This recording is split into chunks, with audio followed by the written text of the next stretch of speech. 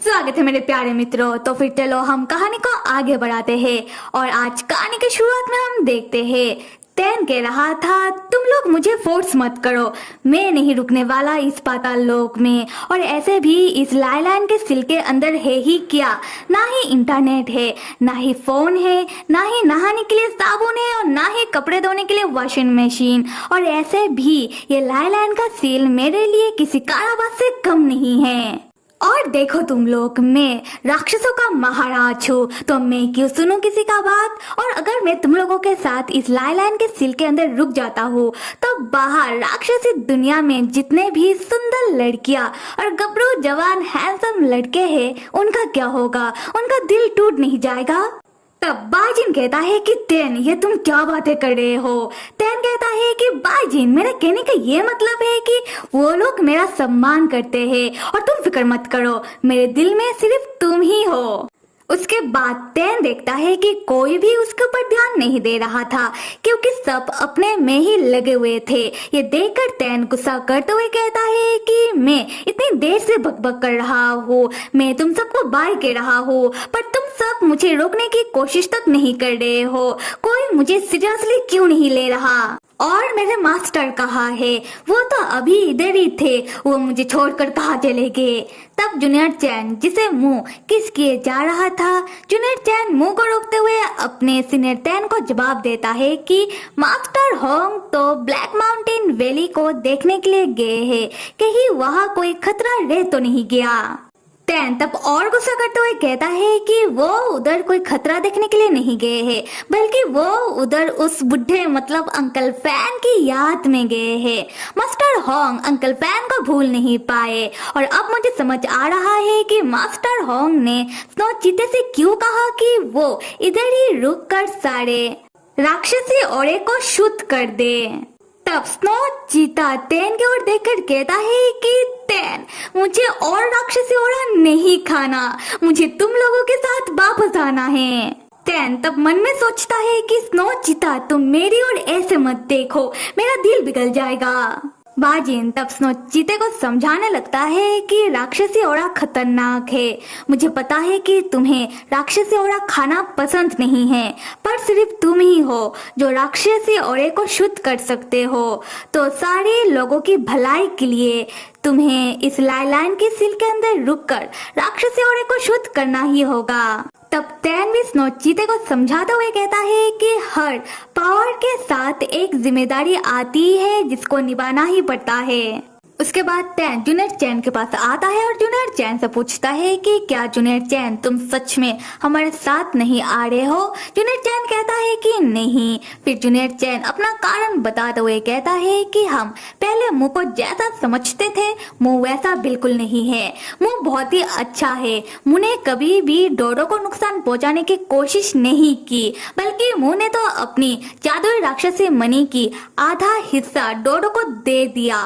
और क्या आपको पता है कि मुंह ने डिमोन किंग इलेक्शन इसलिए ज्वाइन नहीं की जिससे वो डिमोन किंग बन सके, बल्कि इसलिए ज्वाइन की थी जिससे वो किसी तरीके से पाताल लोक में आकर लाइलाइन के सिल के अंदर आ सके। उसके बाद कल्टीवेशन करके अपनी जादुई राक्षसी मणि को दोबारा हील कर सके, मतलब ठीक कर सके, फिर अपनी बाकी शक्तियों को भी दोबारा वापस पा सके।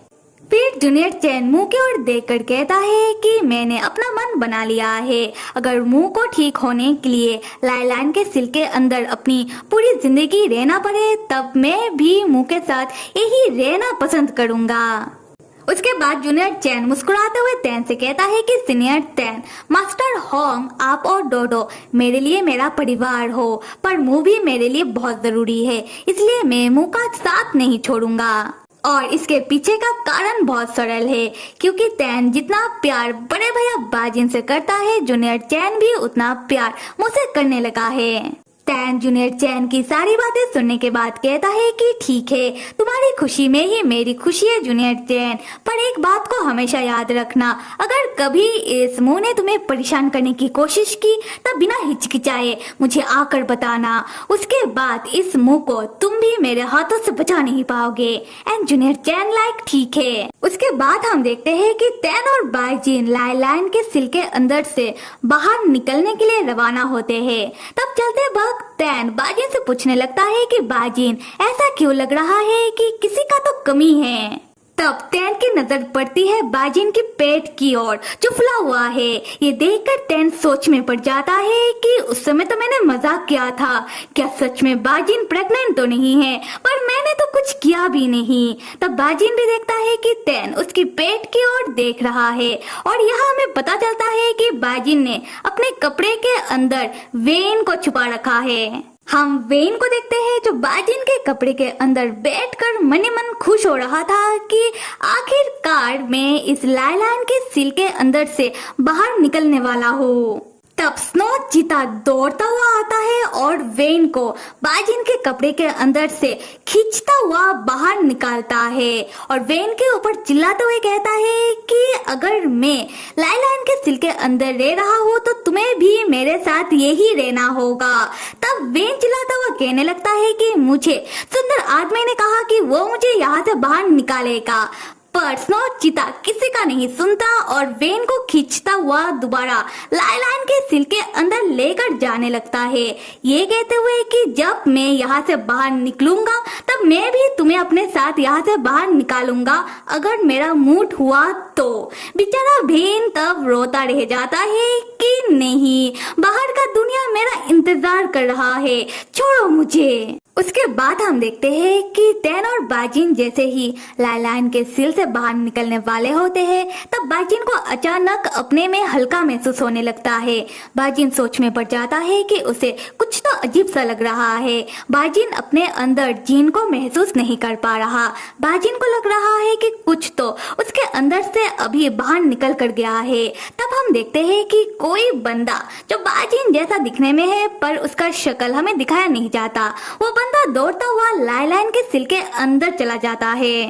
तो फिर मेरे प्यारे मित्रों, यहाँ पर एक बात को क्लियरली नहीं बताया गया। जब मो, बाजिन और अंकल फैन लाइलाइन के सिल के अंदर आकर सिल को अंदर से सिल किया था, तब सिल को बाहर से सिल किसने किया था? तो मुझे लगता है कि कल्टीवेशन कमेटी के कल्टीवेटरों ने मिलकर उन डिवाइन स्पिरिचुअल बिस्ट के साथ सिल को बाहर से सिल किया होगा। चलो कहानी में वापस आ जाते हैं। खैर, टैन पूछता है कि बाजिन क्या हुआ? बाजिन कहता है कि कुछ नहीं, चलो चलते हैं। उसके बाद टैन और बाजिन लाइलाइन के सिल से पाताल लोक से बाहर निकल कर आ जाते हैं। फिर हमें ले जाया जाता है राक्षसी दुनिया के महाराज टैन के महल में और यहाँ हमें पता चलता है कि टैन और बाजिन को राक्षसी दुनिया में आए हुए लगभग महीना हो गया है। खैर, हम महल में टैन को देखते हैं जो राक्षसी दुनिया का काम मन लगा कर रहा है और टैन को मन लगाकर काम करता हुआ तीनों एल्डर्स दूर से देखकर आपस में बातें कर रहे थे। जहां फर्स्ट एल्डर कह रहे थे कि मुझे यकीन नहीं हो रहा कि हमारे महाराज इतने मन लगाकर काम कर रहे हैं, और बाकी दो एल्डर्स बताते हैं कि हाँ फर्स्ट एल्डर, हमारे महाराज लगभग इस महीने से हर एक रोज ऐसे ही मन लगाकर काम किए जा रहे हैं और हमें हमारे महाराज को कम नहीं आंकना चाहिए। अगर हमारे महाराज का मूड चेंज हो गया और वो काम छोड़कर चले गए तो हम मुसीबत में पड़ जाएंगे। और मुझे लगता है कि क्यों ना हम हमारे सारे काम हमारे महाराज को ही सौंप देते हैं, उसके बाद हमारे जीवन में तो आराम ही आराम। तब फर्स्ट एल्डर बाकी दो एल्डर से कहते हैं कि नहीं, हमारा काम सिर्फ हम ही सबसे अच्छे से कर सकते हैं और वैसे भी जिसका जो काम है वही उसे अच्छे से कर सकता है और हमारे महाराज के पास पहले से ही बहुत सारा काम पड़ा हुआ है और अभी हमारे महाराज अपने लिए एक असिस्टेंट ढूंढ रहे हैं। तब बाकी दो एल्डर्स कहते हैं कि वाओ, हमारे महाराज तो बहुत ही समझदार है, तो क्यों ना फर्स्ट एल्डर हम भी हमारे लिए एक असिस्टेंट एल्डर ढूंढे। तब फर्स्ट एल्डर तुरंत मान जाते हैं और खुश होते हुए बाकी दो एल्डर से कहते हैं कि वाह, आइडिया तो कमाल का है। उसके बाद वो तीनों वहां से जाने लगते हैं।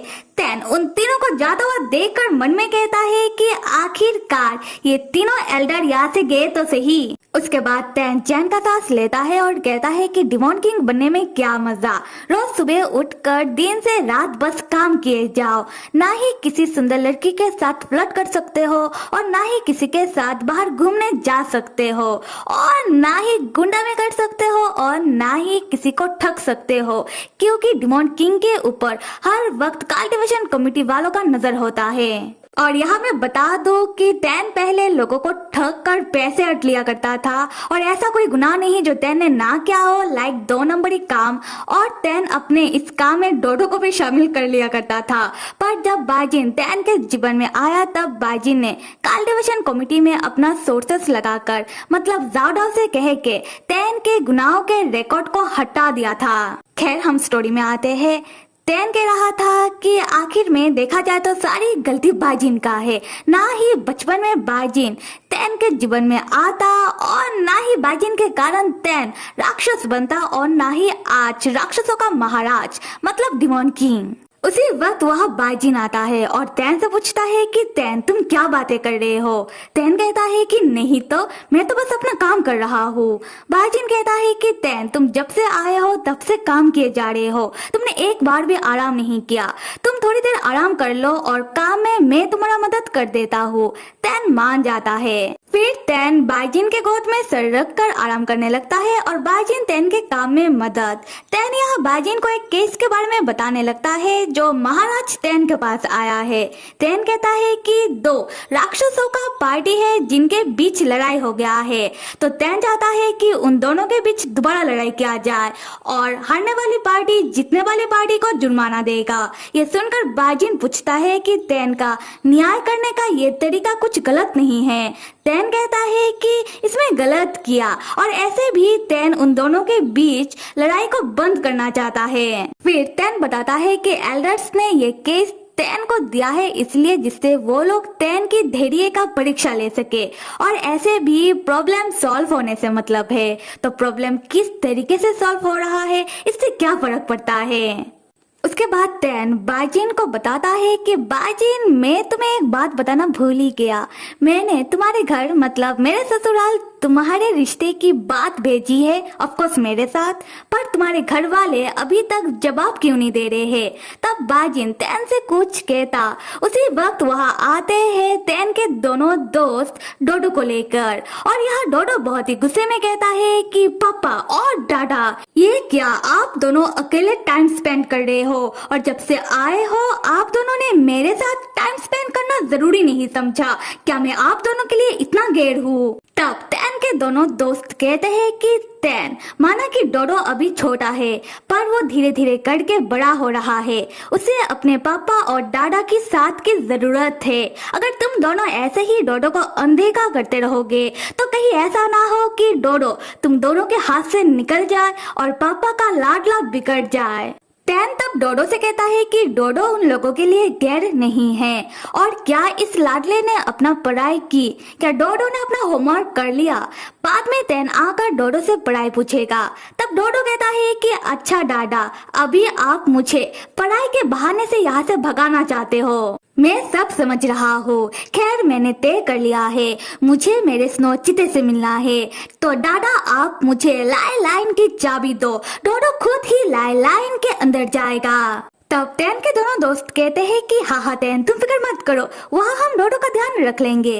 तब तैन बहुत ही गुस्से में अपने दोनों दोस्त से कहता है कि अच्छा अब मैं समझा, तुम दोनों ने डोडो को उल्टा पट्टी पढ़ाया। फिर तैन डोडो को भी बहुत ही गुस्से से समझाने लगता है कि देखो डोडो, पाताल लोक और उसकी लाइन का सिल्का अंदर बहुत ही खतरनाक प्लेस है, वहाँ कोई छोटे बच्चे नहीं जा सकते और अगर डोडो अच्छा बच्चा होकर रहेगा तो तैन डोडो को डोडो के बेस्ट फ्रेंड संग से मिलने के लिए संग के घर लेकर जाएगा। डोडो तब संग का नाम सुनते ही खुश हो जाता है और तैन से कहता है कि क्या दादा अब सच में मुझे संग के घर लेकर जाओगे, दादा आप तो महान हो। तब तैन का एक दोस्त कहता है कि हाय हमने डोडो को इतना उल्टा पट्टी पड़वाया था पर डोडो एक सेकंड में ही भूल गया। अब हम दोनों कैसे जाएंगे लाई लाइन के सील के अंदर। तब तैन का दूसरा दोस्त कहता है कि छोड़ो लाई लाइन का सील, अगर तुम्हें एडवेंचर में जाना ही है तो चलो चलते हैं इंसानों की दुनिया में। और वैसे भी हेलोइन आ रहा है और वहाँ बहुत सारे हॉन्टेड हाउस है तो ये भी कोई एडवेंचर से कम नहीं होगा। तैन तब बाजिन से कहता है कि वो अपने बेटे को लेकर यहाँ से जाए। वो दोनों जाकर महल में थोड़ा घूमे फिरे मजे करे। उसके बाद दोनों बाप बेटे मतलब बाजिन और डोडो खुशी खुशी एक साथ निकल पड़ते हैं। उसके बाद तैन बहुत ही गुस्से में अपने दोनों दोस्तों से कहता है कि तुम दोनों इधर ही रुको। तब वो दोनों तैन से डरते हुए तैन से माफी मांगने लगते हैं, ये कहते हुए कि एक तो उन दोनों ने डोडो को महल लेकर आ गए और तैन और बाजिन को परेशान किया और उन दोनों ने ही डोडो को उल्टा पट्टी पड़वाया, डोडो को लाई लाइन के सील के बारे में बताया और उन दोनों ने डोडो से कहा कि डोडो तैन से लाई लाइन की सील का चाबी मांगे जिससे वो दोनों लाई लाइन के सील के अंदर जाकर थोड़ा मजा कर सके। तैन तब बहुत ही गुस्से में पूछता है कि तो फिर तुम दोनों को माफी चाहिए। वो दोनों कहते हैं कि हाँ। तैन कहता है कि तो इसके लिए तुम दोनों को मेरे लिए कुछ करना होगा। वो दोनों पूछते हैं कि क्या। तैन कहता है कि तैन को बाजिन से शादी करना है और तैन चाहता है कि उन दोनों की शादी कुछ इस तरीके से हो जिससे पूरी दुनिया तैन और बाजिन की शादी को याद रखे और इसके लिए तैन को उन दोनों का सुझाव चाहिए। ये सुनकर वो दोनों चौंक कर तैन की ओर देखने लगते हैं। सो देन मेरे मित्रों, अब तैन के दोनों दोस्त तैन को क्या सुझाव देने वाले हैं और क्या लगता है कि तैन और बाजिन की शादी इतनी आसानी से हो जाएगा? ये सब जानने के लिए till then stay with me and see you.